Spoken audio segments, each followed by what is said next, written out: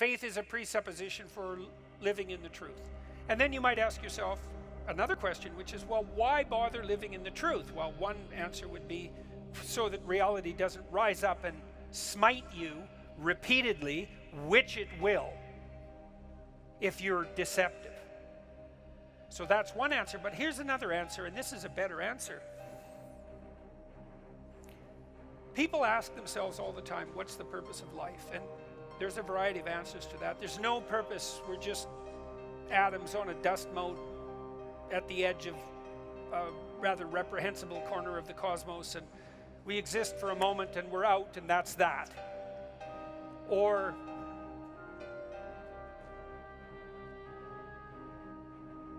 we're so lost in a plethora of subordinate meanings that we're confused and aimless.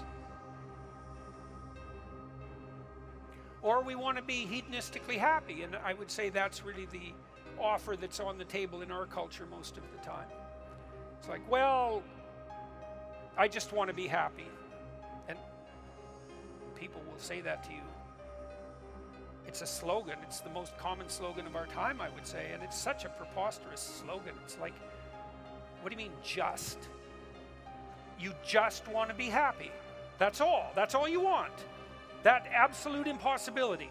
You want bliss unending no matter what you do, and that's all you want. It's not exactly a small ask, let's say, because it's the same thing as asking to dwell permanently in paradise. It's something like that. So it's not that likely. And then it also isn't true. That isn't what you want. If you do careful analysis of what people mean when they say they just want to be happy, what they mean is they don't want to suffer stupidly. They're much more concerned, we're much more concerned with not experiencing an excess of negative emotion than we are with experiencing a surfeit of positive pleasure. So first of all, we don't mean we just want to be happy. We mean, please don't make us too miserable. And fair enough, that's reasonable. But then even on the happiness front, even on the absence of misery front, that's not true.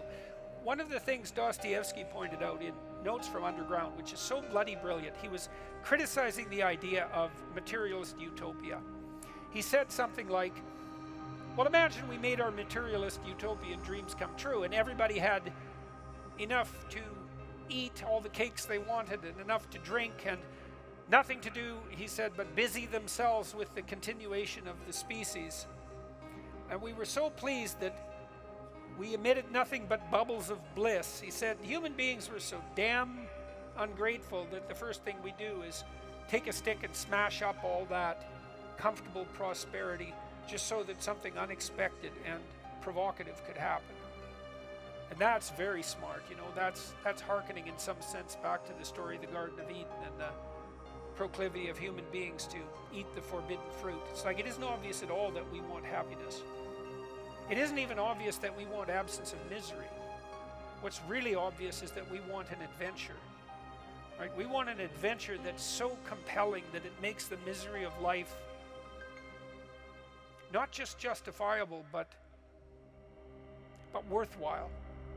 You want to look back on your life, you know. You want to look back on your life, and you know this to be true. You want to be able to say to yourself, even considering a month or a week or a series of days, you want to be able to say, that was really difficult, but you know what? It was worth it. And I think that's what you want from your life. It's something like, you know what? That was difficult, but it was worth it. And that meant that the adventure was so great that it justified the difficulties. And so then the question is, and here's the question, where do you find the great adventure of your life? Well, how about in truth? Well, why? Because you don't know what's going to happen if you tell the truth. It's a mystery. It's going to lay itself out for you. And so that's an adventure, because you literally do not know what's going to happen. You have to let go of knowing what's going to happen. And so then you have that adventure, and then what is also the case is that it's you that's having the adventure. Right? Because if what you're doing is living in truth, That's you. That truth is you. And so that means that whatever happens when you tell the truth is your adventure. And then you think, well, I'm using deception. It's like, well, maybe you are, but maybe deception is using you. And then maybe it's the spirit of deception that's having the adventure of your life. And then you might ask yourself, well, why are you so miserable and unhappy? And the answer would be, well, the spirit of deception is having the adventure of your life. You're not even there.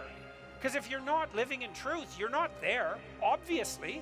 What's there is the spirit of deception. And you might think that's your deception, but I would be very careful about thinking that, because there have been centuries of meditation on the nature of the spirit of deception. And the answer isn't that the spirit of deception is you. The answer is that the spirit of deception is something that possesses you and convinces you that it's you. And that's not something you want to fall into the clutches of. So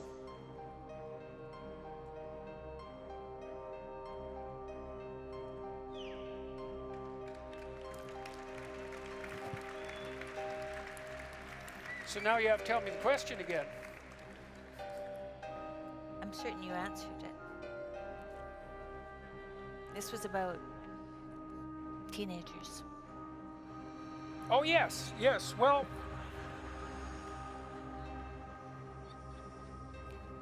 back to the teenagers.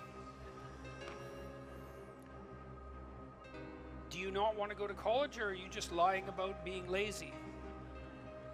So that's a question, and we can ask ourselves that question. And as I said, on the teenage front, craft a vision, craft a compelling vision.